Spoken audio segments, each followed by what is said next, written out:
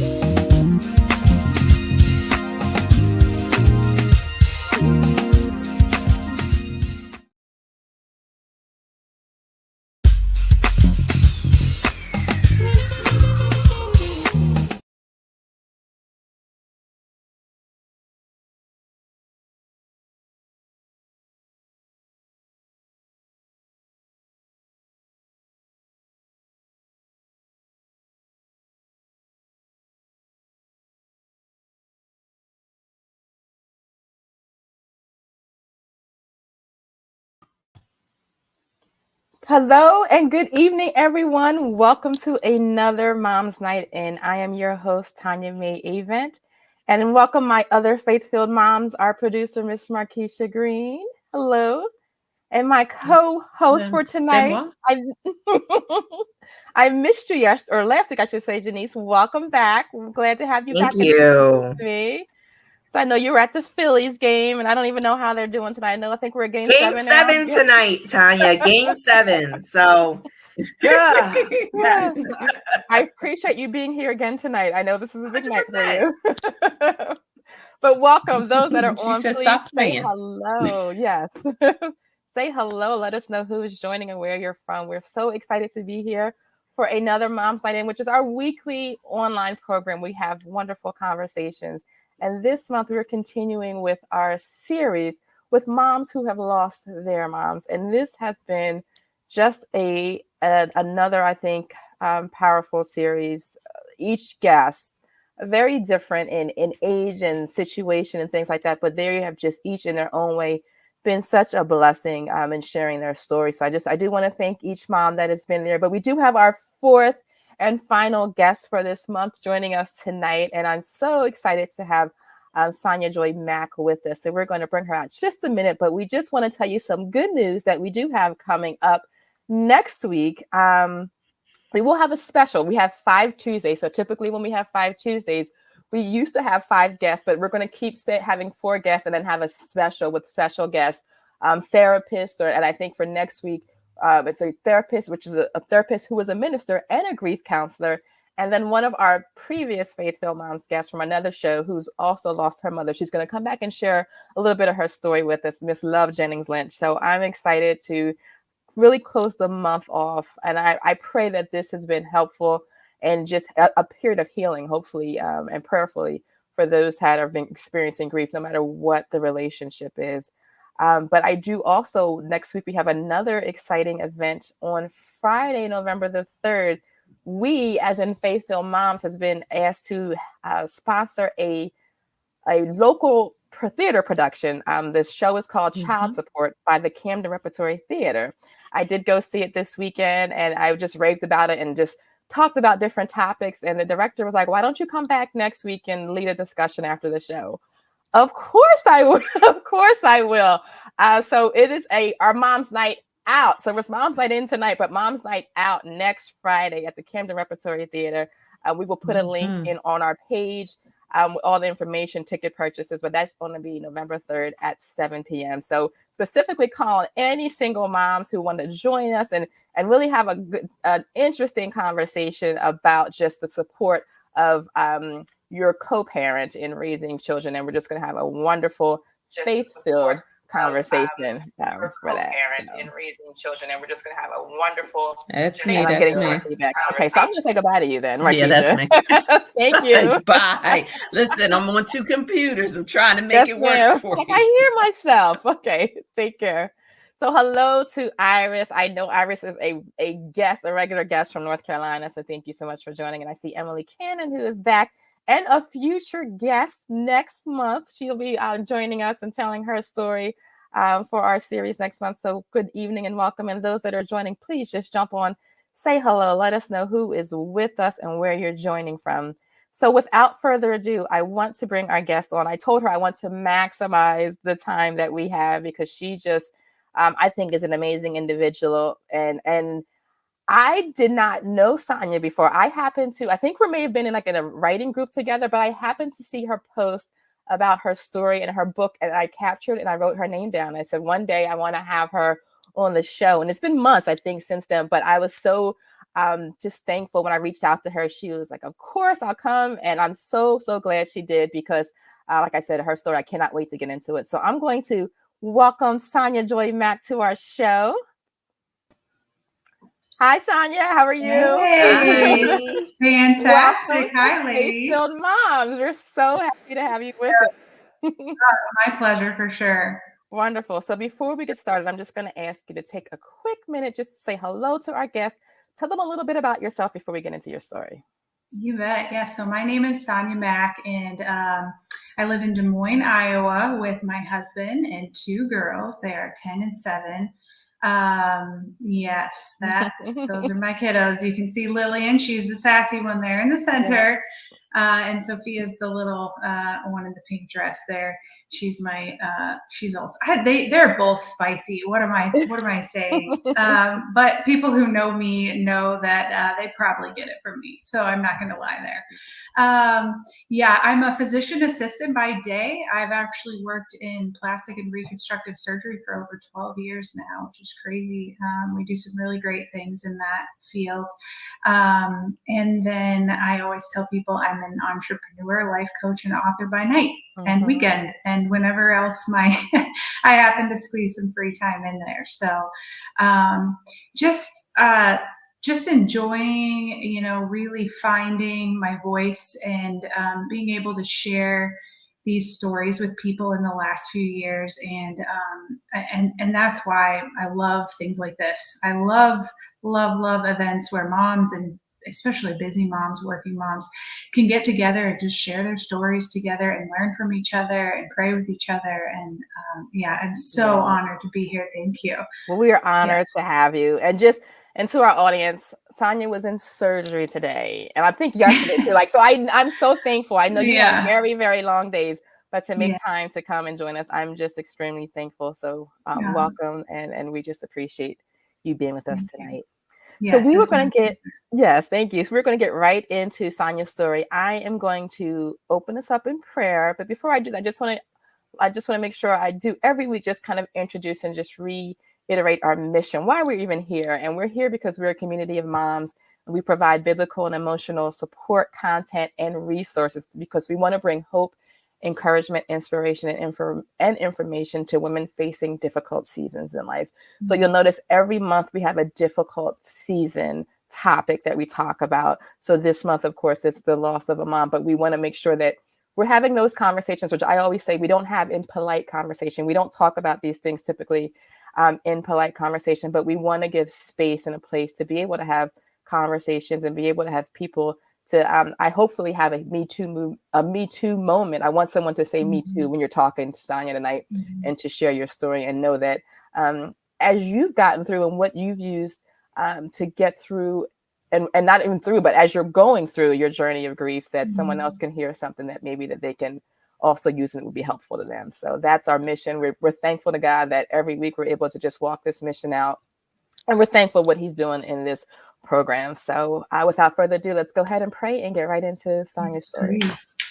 Dear Heavenly Father and God, we thank you again for allowing us to meet another Tuesday night. Lord, we thank you for this ministry that you have just given us the honor and the privilege and the responsibility to uphold, Lord. So we just pray again that we honor you tonight with this conversation. Lord, we thank you for Sonya. We thank you for her story. And we just pray that you would just be with her tonight, Lord, be with me and Janice and just our full team. We just pray special blessing, even for those that may be watching, God, those that are struggling with grief and needing comfort and needing healing, God. We just pray that you know what they need, that you would provide and speak to their hearts tonight and just say a word to them that they would feel a little bit better and just a little bit more healed than they were at the start of this show, God. And we just pray that you would be with all of our technology, that everything would work like it should, and this broadcast would not be interrupted in any way, shape, or form. And we just give you the glory tonight. In Jesus' name we pray. Amen. Amen. Okay, so as usual with all of our guests, Sonya's story will be published tomorrow on faithfulmoms.org. So as I say every week, if you have not already, please be sure to sign up. Your email will be in your inbox with her blog first thing in the morning when you log into your email. So you do not want to miss hers or really any other story. So the best way to make sure you're capturing and hearing each person's story the next day is to sign up for our mailing list, and you'll get that information. And then you'll also get information about future guests. Every week you'll get the notice for future guests that we have and future topics that we'll have on our show.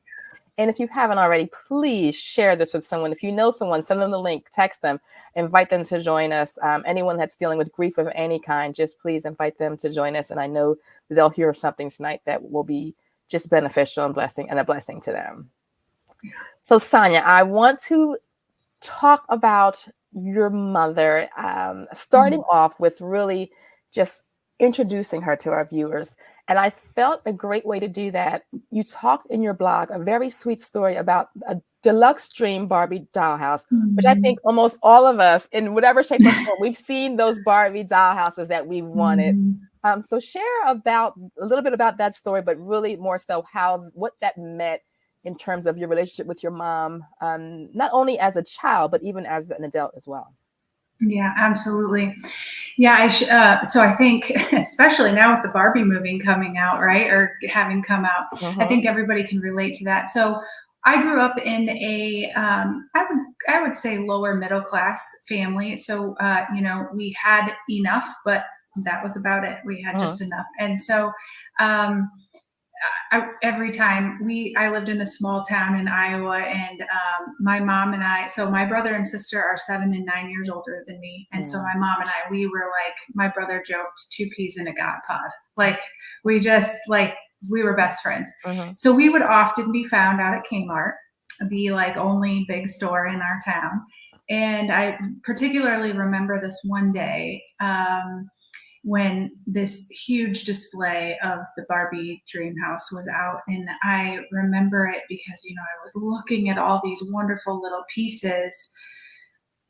But then all of a sudden, and I was known not to stray far from my mom. Like I was always grabbing her little pinky. She just was just the light of my life, even from a young age. And I remember turning around in the store, and I don't know what had happened, but all of a sudden I didn't see her. And it's that instant, if you've been a mom who's lost your child or a child who's lost your mom in a store like that, that just draining sensation. It's like your whole body, everything comes out of you.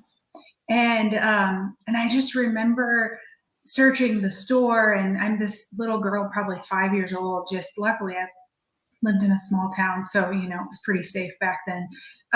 But I just remember searching the store, asking everyone if they saw the redhead with the blue and white shirt. Have you seen the redhead with the blue and white shirt? And finally, bless her heart, some sweet lady walked me up to the front, and they asked me my name, and they paged my mom overhead. And I just remember seeing my mom when she saw me, and she just picked me up and just grabbed me, and that like I'm getting goosebumps just thinking about it, just that love that she wrapped around. And that was my mom. My mom radiated love and joy to people. Sure, she had a sassy side, just like most of us do. I mean, we're moms, right? Like, I think it was my 10-year-old once that said, "Mom, you have scary eyes." And I'm like, well, if you wouldn't do that, my scary eyes wouldn't come out. But scary eyes are good. They're good. Yeah, right. They're useful tools. I'm like, and my husband agreed with her. He's like, yeah, she does have scary eyes sometimes. But I just remember that so much because that was the story of my mom and I. And my friends all just loved her so much because she was always just so jovial and outgoing, and she just loved people. She would. I remember to this day knowing, it was kind of always disjointed in my head because I knew we didn't have a lot, but she would get like envelopes for like the American Cancer Association or whatnot. And she'd be writing checks to them. And I'd be thinking in my young mind, why is she giving them money? We don't have a lot, but I get it now. I mean, even then it was just so important for her. She was such a giver and just a lover. And, one of the things I tell most is one of my favorite things to do, even when I was way too old to do it, was like to crawl up on her lap in like the recliner chair that we would have. And I would just like snuggle into her because she was not like really overweight, but also not like maybe a little fluffy is probably a good way of saying it. And I would just like snuggle into her. And even when I was like a teenager and like an adult, I remember that. And so it was just such a beautiful, this is what I love. I love talking about my mom. I could talk about her all day, but yeah. So those are the things I remember, you know, the most about her, and just that when people talk about her, those are the things that they would tell you. It's beautiful, beautiful. Thank you for sharing that.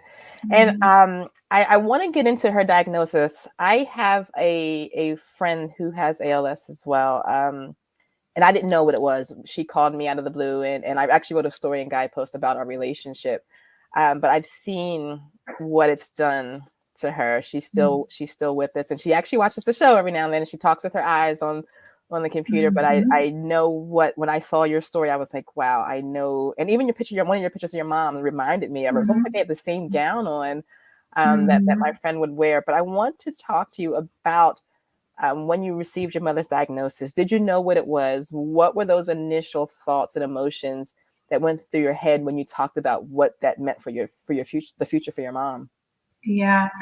So my mom, because she was so funny and always kind of said, I always often call her naive to the world. So she would say like things sometimes that I'd be like, are you playing with me, or do you really not know the answer here? She called me one time. So I was to kind of put the time frame in, I was in PA school at the time. And she had already been kind of going through like she had some issues. And what she had called me about once was, you know, she felt like one leg was shorter than the other one. And so I started this path with her. We went to multiple doctors down here in Des Moines, and they kept kind of giving her this diagnosis, which, you know, being in PA school, you know enough, but you don't know enough. And I remember being like, no, that's not the right answer. That's not the right answer. And so I would just keep going. And eventually we ended up at Mayo Clinic, and she had 2 full days of testing. And it was actually happened to just be my mom and I at the time, because my dad had to work. And so, you know, being the single income family that we were, he had to go to work a lot. And so I had taken my mom up there, and he always said, you know, you're going to understand what they say more than I am anyway, just with the medical background a little bit. But I remember when they told me that it was ALS, it was like, you know how on a radio when you're listening and all of a sudden there's static and you're like waiting, and then it like cuts in and out, and then it was like they said ALS, and then I don't remember what he said, and then it was like 3 to 5 years life expectancy, static, losing all your muscle control, static. Like this is what I remember hearing about. And in my mind, I'm like, ALS, I know I should know more about this. Like, gosh, Sonya, you're in PA school. Like, haven't we learned about this? And then, you know, it kind of clicked in, and as he was telling me, then I remembered, you know, of course, just what comes along with the diagnosis. And it is, there's no way to spin ALS. It is pretty tragic.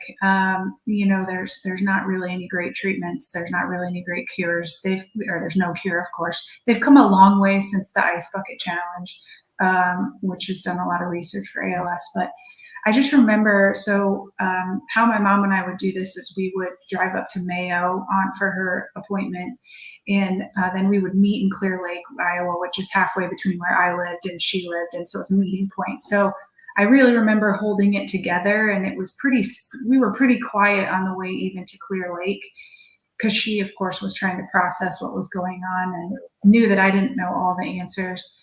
And then as soon as I got in my car, I just remember calling my best friend and being and just losing it, right? And like, how am I supposed to live for the rest of my life without my mom? Like, my mom is my person. At the time, I wasn't married yet. I didn't have any kids. I'm like, she can't miss out on all these things. We haven't done all the traveling stuff we're supposed to be. So it was a very surreal moment, and just continued to be that way, because you just never know. If you know anything about ALS, you don't, you know, they say 3 to 5 years, but it could be 6 months, it could be 2 years, it could be 5 years, it could be 10 years. a lot of it depends on whether or not a person chooses to go on a ventilator or not. And the progression is just different for everybody. So, but I think a lot of people can relate to just when you hear the news of a diagnosis for the first time, whether it's you or someone you love so deeply, that there's just that, it's like you almost lose the ability to think. You hear the first things and then it's like static. Your mind just goes blank. Yeah. Wow. Now, Sonya, you were pretty relatively young, right, as this is happening, as your mom is transitioning through her journey with ALS. So obviously, during those moments, thoughts have to start going through your mind, as in, like, what is my life going to look like with mom not here? Kind of how did you handle that moment where you're watching your mom navigate ALS, and then you're really processing your future, what life's going to look like? Kind of how did you navigate that space? Yeah. So, it was difficult. I guess the one thing that somewhat helped is I was still in PA school at the time, so I was very busy at the same time. And God bless my dad. He just took such good care of her. In the beginning, she could still get around pretty well, and so even though we were down in Des Moines, she could still kind of drive down here a little bit, and she could still talk fairly well. But I do just remember kind of working through that with God a little bit as all of that came about. And it's such a surreal thing to deal with. I remember in the beginning just being so scared, right? I mean, I think everybody can relate to being scared when you're faced with that. And there were just so many changes happening. And change is hard, and sickness is scary even for someone like me.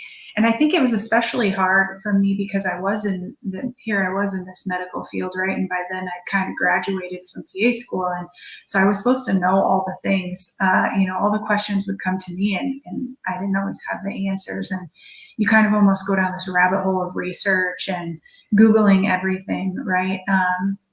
And I was forced to kind of think ahead because you're right. I was, at the time of her diagnosis, I was probably about 24. Wow.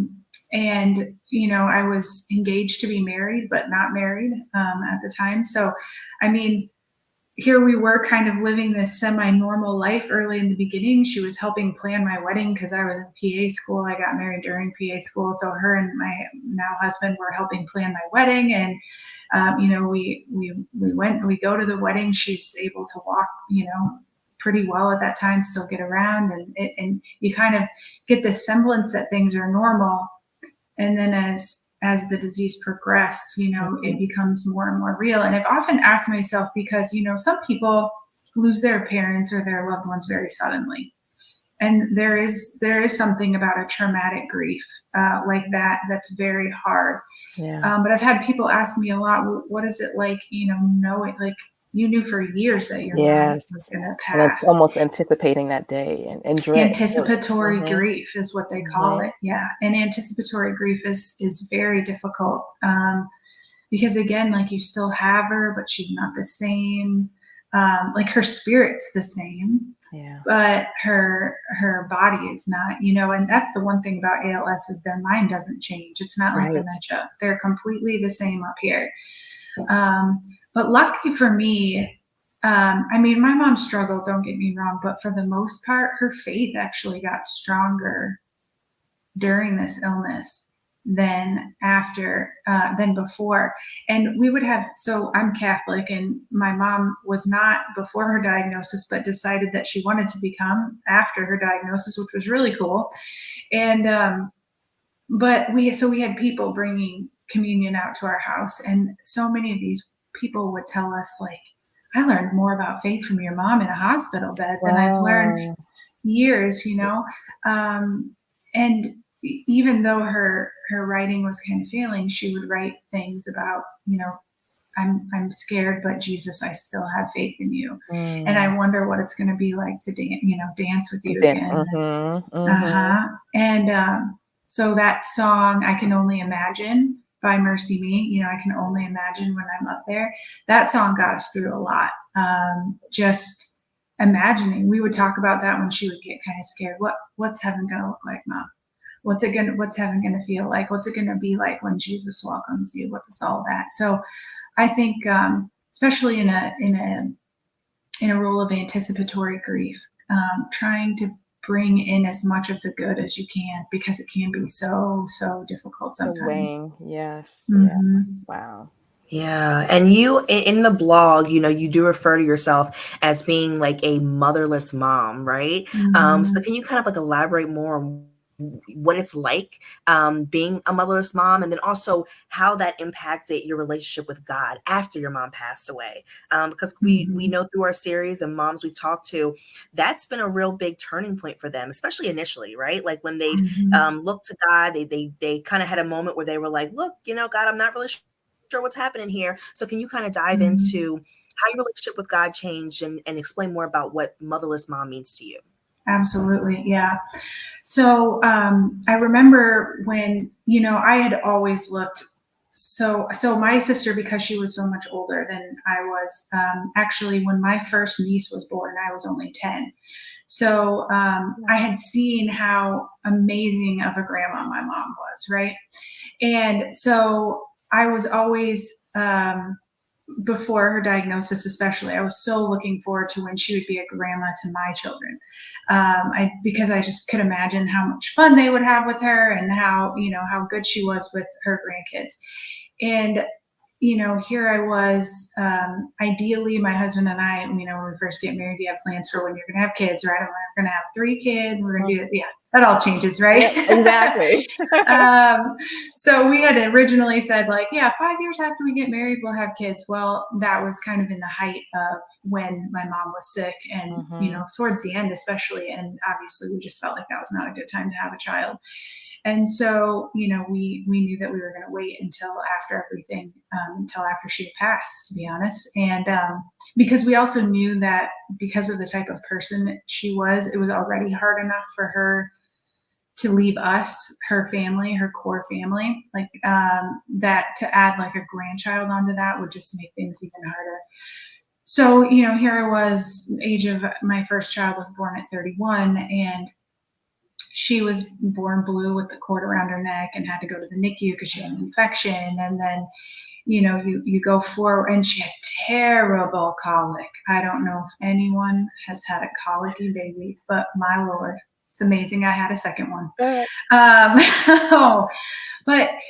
here I was, a mom for the first time. And in general, who do you want to call if you have a good relationship with your mom? You want to call your mom, because I don't care how old you are. If you have a good relationship with your mom, you want to talk to your mom. When you're sick, you want to talk to your mom. When your kids are sick, you want to talk to your mom. When you're having trouble with anything, you want to talk to your mom. So here I was, a new mom with, a baby that was just so colicky, and all I wanted to do was talk to my mom. And that was when I realized, what does a motherless mom do? So here I was, a mom without a mom. And that's when that statement really kind of hit me, is the motherless mom part. And, fast forward 3 more years, my second child would be born, and she would have, she actually, this is a whole nother story for a whole nother day, but she would have, a whole nother series.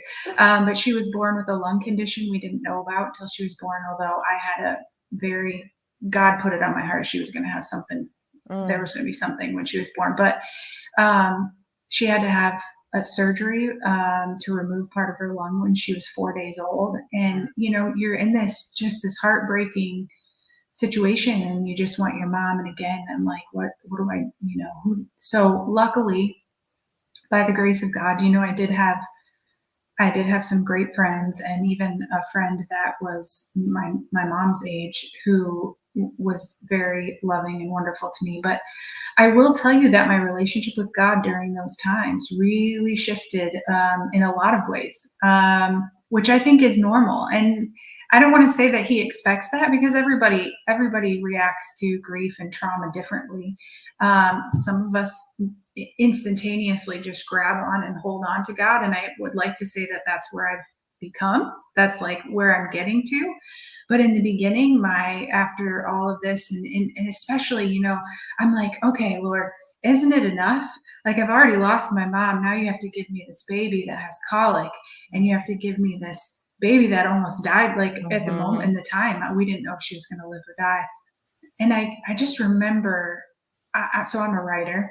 So I just remember journaling over and over and over again. Where's my joy? My mom named me Sonya Joy Mack because I was meant to spread joy to the world. Well, Sonya Joy Lameth is my maiden name, but Sonya Joy. And I used to hate my middle name, like, because my brother and sister would just pick on me. You know, they would sit on me and sing, I got a joy, joy, joy, joy down in my heart, you know, just like older brothers and sisters do. But here I was thinking to myself, Lord, how am I supposed to spread joy to the world when I can't even find it myself? How am I supposed to do that? And he and I, we would have a few conversations. We would have some words, right? How many of you have had words with God before, right? And in fact, to be comfortable enough to have that conversation. Yes, absolutely. And I think that's what's important. So many of us maybe were like not taught to allow yourself to get that real and that intimate with God. He wants that from us. He absolutely wants to know how we feel, and he wants us to bring that to him. Right. I mean, and I think that, I got Holy Spirit goosebumps on that. That was a word for somebody. Somebody needed to hear that one. But that's exactly what God, he wants to hear our hurts. That's why he says, you know, take my yoke upon you, you know, my yoke is easy, my burden is light. He literally wants us to give him the heavy so that he can carry it for us. Or like that famous poem, Footprints in the Sand, he wants to carry us, right? That's just, but, and so here I was year after year after year, just filling notebooks and journals of why, asked why a lot. And I got really angry with him a lot. And I even turned away from him for a while. And I even thought he didn't exist for a while. But none of that made sense, right? As the more I would turn away, the more it's almost like I would turn away, but then when I stepped back towards him, I was closer than I was before. You were before. Yeah. Isn't that crazy how that works? He's so gracious like that, though. Like, I think he desires that. And even when we're struggling with how we're feeling or what we're thinking, it's like he's there. He's close by and just waiting to reveal himself and to show himself. Oh, yeah, absolutely. And that's something I didn't understand for a really long time. But through these, you know, through everything that I would write, he would remind me of all of these like biblical and spiritual principles, things like faith, hope, love. But it was just, we were building a relationship, God and I were, through my own grief. And there was a line that I read in a book once. It was just like a book my church gave out during Advent, I believe. Yes, it was Advent. And there was a line in there that said, the struggle is intentional. And it was like, but it made so much more sense, right? I was like, it just made so much more sense. Like, oh, okay. Like, you didn't do this just to hurt me, right? You did this so that I could learn something. There's a purpose somewhere. There's a purpose somewhere. And, you know, I've continued, that is a message that I have continued to not only learn from, but teach for years now, is that the struggle is intentional. We don't always know it at first. We definitely don't always know it at first. In fact, most of the time we don't get it until we're through it, right? Until we're almost on the side of it. Yep. But then the graciousness. Yes. See, I get it. Yep. Sorry. I'm like, yeah, see, there's a word. These are words for people. These are not my words, people. These are the Holy Spirit. This is how it works. This is why I love this stuff so much.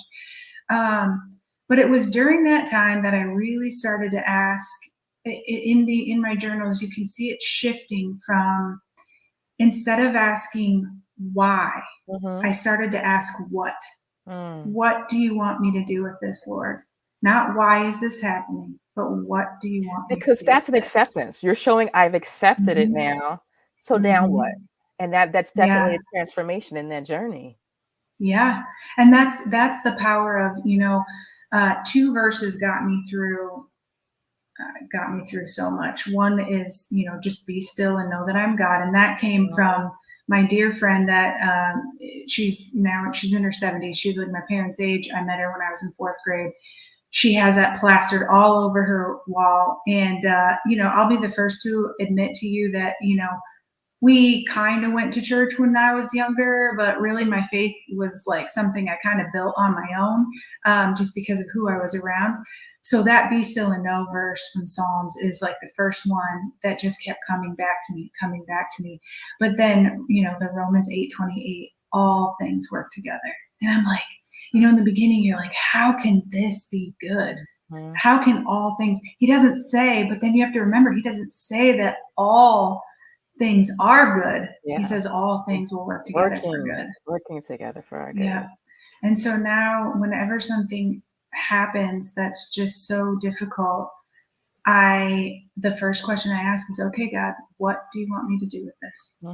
You said the struggle is intentional, so I need to learn something. And then it's going to help in some way. It's going to help me praise, reverence, and serve you. So what is it you want me to learn? Yeah, that's amazing, that viewpoint. And I think that's really in part of what this show is about. Every guest that we have on has gone through something so difficult, but it's like we get the opportunity now to say, where was God in it? What did you learn from it? And what can you share with someone else to help them now on their journey? So like there is purpose. What are we doing with what God allowed to happen to us? So yeah, absolutely. That's why this show is so beautiful. You guys are doing that. This is the work of God right here. This is good stuff. Thank you.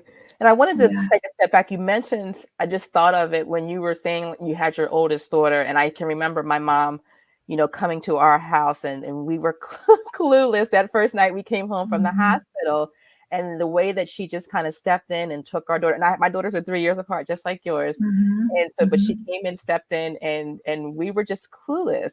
And I have a cousin who just had a baby and his mother passed away some time ago. And I remember he texted me, he's like, just pray, she won't go to sleep. And I'm like, oh, his mom's not there. Cause that was my first thing. Like, well, what is, both spouses didn't have a mom. And it's just, I just thought of that. That was the one thing that first night home, like who else would know what to do, but my mom, So it's interesting to see a situation where that's a gift that everyone doesn't really have the pleasure of even having that support with that. So mom, if you're watching, I hope you are. She never comments, but if you're watching, I want to say hello and always say thank you. It's interesting. My second child, I think I sent her home after 2 days. I was like, I don't need you anymore. You did a good job the first time. I'm good. I'm good now. Yeah, I know. There's something about the second one that you're just like, I remember like, after we realized she was going to survive and, we were back home and she would kind of cry a little and I would look at her and be like, really? Is that all you got? I could do this. This is nothing compared to the first one. We were good. But the funny thing is I've told, well, obviously, not to jump ahead, but my oldest kid especially has read parts of my book and she's in it. And so she'll ask me all these questions now, like, Mom, did I really cry that much? I'm like, yeah, you really cried that much. Yep, you sure did. We had a niece my sister Tina, who was another guest on the show, but her daughter had colic as well. We'd be around my mom's house and like, would someone please, we just could not get her to stop crying. So I can't say I know firsthand, but kind of secondhand from that experience with her. Yeah. So I want to transition to my next question for you, but I want to just share. I know we're talking about your mom's diagnosis with ALS, and for those that may not know, it's also called Lou Gehrig's disease, and it's muscle degenerativization. And so like your muscles basically cease to work, where you stop walking and talking and eventually stop breathing. And that's what you mentioned, being on the ventilator because you can no longer breathe for yourself and the ventilator has to breathe for you. So just to see your loved one go through that process of slowly losing all of those that muscle function, that's literally was your experience. So I wanted to talk to you about, even with that as part of your journey, you just mentioned your book, This Changes Everything, When Death No Longer Has the Final Say. But I want you to talk about some of the revelations that you received that led you to write this book, but especially in terms of what memories mean and the role that memories the role that memories play in a grief journey. Yeah, absolutely. Yeah, I often liken ALS to a candle burning down.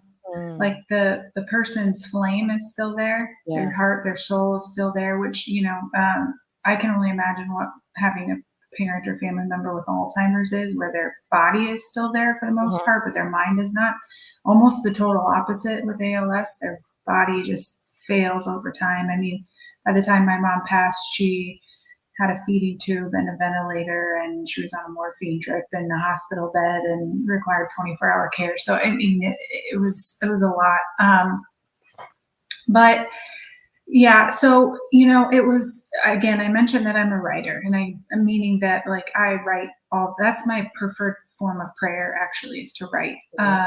And so I write all the time. And there was a point where I was talking to my brother. This was a Christmas, probably 3 years after my youngest was born. So, or actually she was a baby. It was like right after, my oldest was about 3. So my baby was a baby.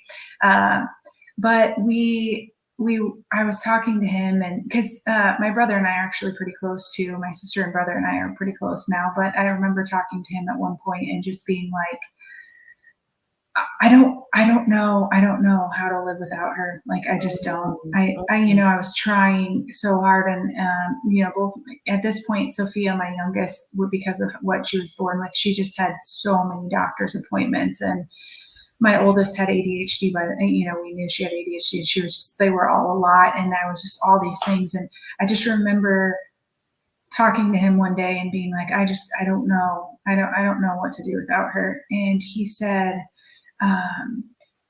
when he's sad, he's a psychologist, so he always has really good things to say.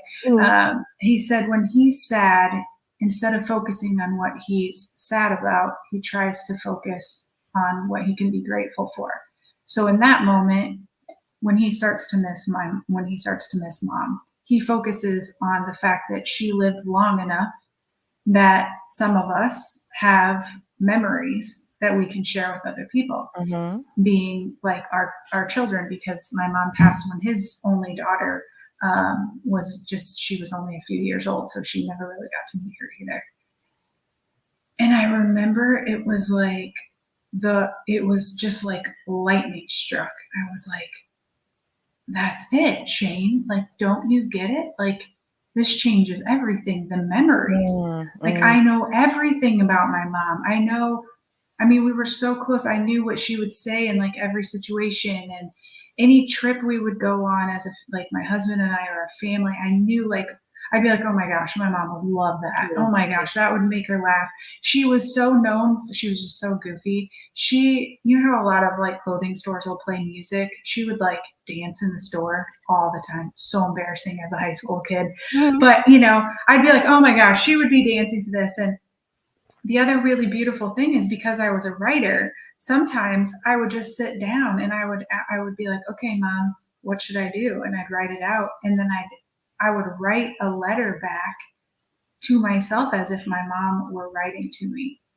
Wow. And I was like, Shane, don't you get this? Like, my memories are so powerful. She's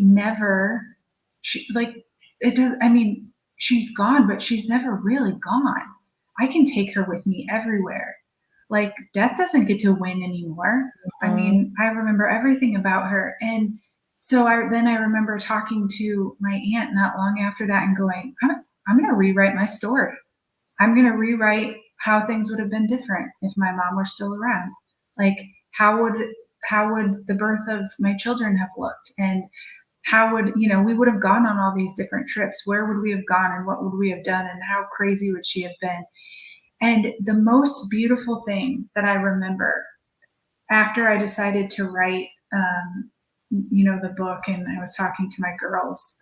So before my mom passed, these 3 very beautiful women came out, and they would come out every week when my mom was in a hospital bed, and they would bring all these sewing things out, and they would sew with her. She couldn't sew, but she would be in the room and they would sew, and they would talk and laugh. And so they sewed these pillows for all the grandkids.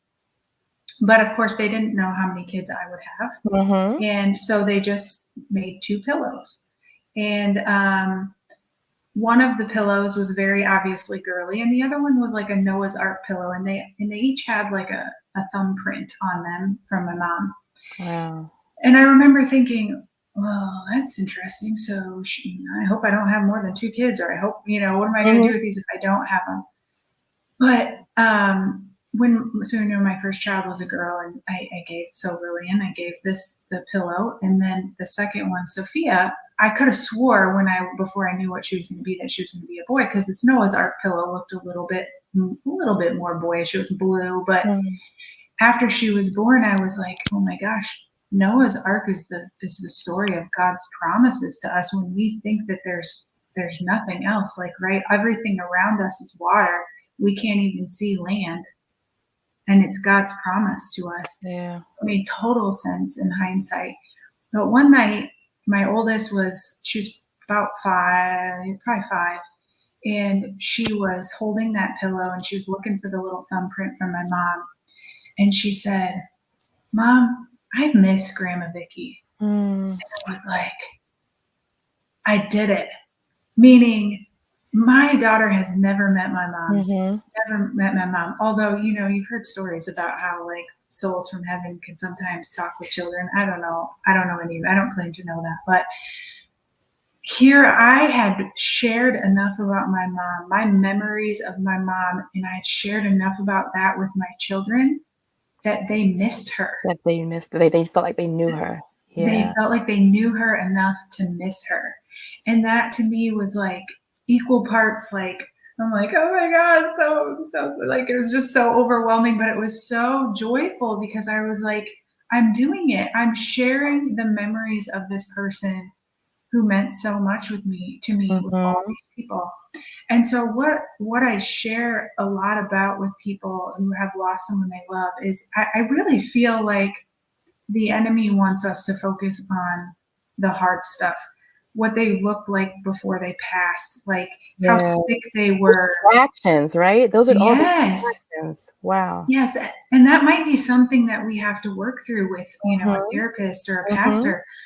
But God wants us to remember the good stuff. Like He wants us to have those memories, and so that's the beautiful part, and that's what I ended up writing a book about. Beautiful. Yeah. And so in your blog, you have an excerpt. When I read it, I was like, she has to read this on the show. And I'm looking at the time, so we're running a little late, but I'm going to ask you to combine reading the excerpt. And if you could, at the end of the excerpt, just give, I'd say, parting words in terms of just a message that you want to leave with our viewers tonight, if you would. Absolutely. Well, thank you for letting me share. Let me ask you, so Markeisha, if you don't mind putting the picture of the book up and the website as she's talking, so that way everyone can know how to connect with Sonya and purchase her book, and they'll have all her information as well. Awesome. Thank you. But your death, in stark contrast, created a vast wound that irrevocably changed the landscape of my soul. Over time, the wound has begun to heal. In its place, a scar I wear as a badge of honor in remembrance. My precious memories of you live in me, so deeply etched even the winds and sands of time could never erode them. Well-meaning people, therapists, and friends have told me that grief is a process I must go through, and I agree. Your death is something I'm still processing. Grief hurts, to the marrow, filtering through the bones kind of pain. It weaved its way into my being, taking up residency. They say grief comes in stages. I've seen them all. The denial was powerful and even surprising, given your death was prolonged by your disease. Years later, I'm still struck by the pang of truth you're no longer here. Anger came quickly, expected given how tightly you were woven into the fabric of my life. I still feel the flames of anger linger in my heart, But my anger comforted me in your absence. It shielded me from the attempts of others to console me. It was my barrier to the rest of the world. I isolated myself from everyone and any unnecessary activity, blocking all emotion for fear of losing any remaining strength I had. I forced myself into autopilot. Each day was a haze of necessary obligations, nestled between the safety of seclusion. Without you, life seemed devoid of the joy and love you radiated. When my anger grew especially strong, I could hear your gentle voice reminding me, let go, sunshine. Don't be angry too long. God didn't take me to hurt you, but to save me. Wrap yourself in his love because my love is there too. Yeah, and so this little excerpt here from my book was just a very real realization that I had to come to, because it is, in the medical field, we talk about, the marrow being the very center of the bones. Yes. And, some people, when it's really cold outside, they'll be like, I'm chilled to the bone. And I just remember feeling that grief in the beginning was just something that settled into my bones. And it took me a long time to really figure out again, and a lot of working with God and praying through it. But he really came to show me, and I've mentioned this before, but the most important things, number one, the struggle was intentional. Mm-hmm. Number two, he really does work all things together for good. We don't always know them in the beginning, but he certainly does. Number three, he didn't take her to hurt me. He took her to save her, and he had another plan for her. And ultimately, he had a plan. He knew more than I did that I wasn't going to just let her go. I wasn't just going to let her death be the end. I was going to use it to share a message. And that's something that's super powerful. And I just think that it's just such a wonderful, it's just such a blessing for me, actually, to be able to use some of the hardest parts of my life to be able to share with other people. And so I really hope those words have helped someone tonight. Yeah, I'm so grateful to be able to share here. Thank you. That was beautiful. I think your words brought Journey onto the screen. Hi. You might have been so moved by her. What a joy. There we go. That's okay. Girl, I've got kids. Like I said, the only reason they're not in front of me right now is because my husband has them somewhere else. So I was saying you must have brought her to the screen, but I love that. And it's reminding me of one of our guests, Jesse, who was on this month as well. Kind of that same theme that a lot of times we internalize the hurt and the loss that we felt, but God didn't take her to hurt, our loved ones to hurt us, but to save them. And when we think about the transformation that has taken place and we picture them in heaven in his presence, it's like we miss them physically, but how could we ever be sad about the experience that they're having in his presence? For me, especially in processing the grief in the losses that I've had, that's where I feel what I feel and I process it, but I have to always turn it around. But where are they now?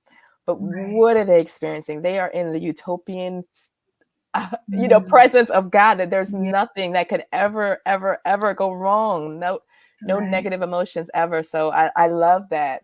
And one of the things that I'm taking with me from what you shared in terms of the memories, and it just came to mind, I think about it in terms, a lot of times with trauma, people talk about triggers, right? When they're triggered, certain triggers make them feel a certain way, but it's almost like the memory is the opposite effect. It's a positive trigger where that memory is something that creates the opposite effect that a trigger would have, that it gives you that joy, it brings you into that spot, into that place of maybe joy or peace or you smile on your face. So I feel like those memories are those positive triggers that really do bring a smile to your face and really can bring joy back into your life when you think about those memories.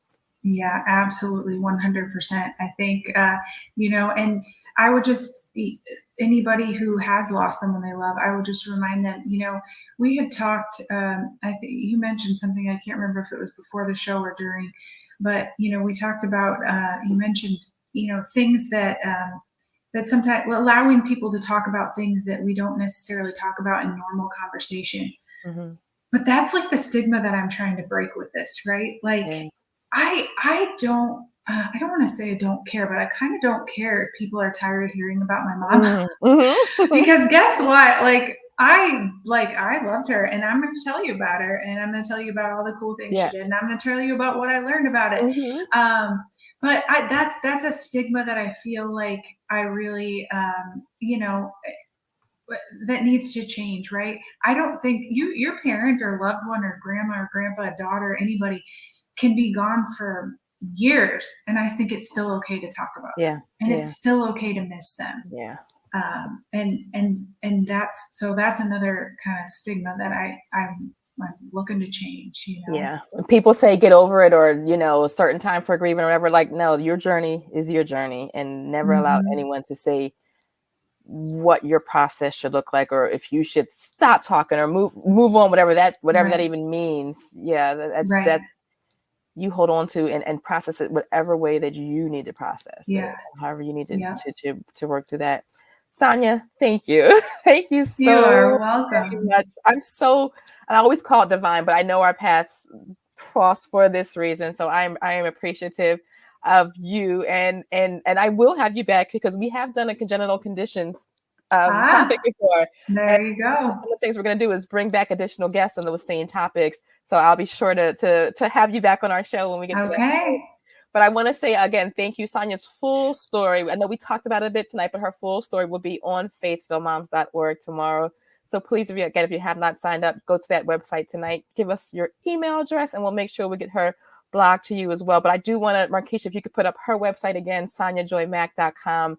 Her book is This Changes Everything: When Death No Longer Has the Final Say. It's available pretty much all the book retail stores, right? I think I saw that almost anywhere you can purchase her book. So I do believe it'll be a blessing, and I am waiting on my copy as well. So I am. Yes, I know. Gosh, what a blessing. So the only reason you don't have it yet is because my office is in boxes, and I can't find my little mailing envelopes. I'm like, oh my gosh, you have me going out to the mailbox every day, like, where is it here? I know. I'm sorry. Yes, that is on my list. I need to find those. I need to just go buy new envelopes. Well, I don't know why I'm trying to find them right now. I just need to go buy new envelopes. But yes, yours is coming. Thank you. And we'll have it listed on our website, on our resource page as well, to make sure that it's definitely a resource for people to use. So again, thank you for joining us. Thank you all who have watched us, whether you're live or watching the recording. And again, we're inviting you back next week as we close out this series. We will have, again, one of our previous Faithful Moms guests, Loves Jennings Lynch, will be joining us and sharing her story. She lost her mom, I think, at 19. She was very young. So she's going to come back and share her story. And then we also have Dr. Nicole Johnson, who is a faith-based counselor and an ordained minister. And then Paula Hollis, who's also a certified grief coach and has also lost her mother and her spouse and her siblings. She will be coming and just sharing her story, and even sharing some of the grief coaching, just wisdom that she has gained from her experiences as well. So again, everyone, thank you so much for joining us tonight. We appreciate it. Thank you, Sonya, again, for being our wonderful guest. And we will see everyone next week. Thank you. Good night. Good night.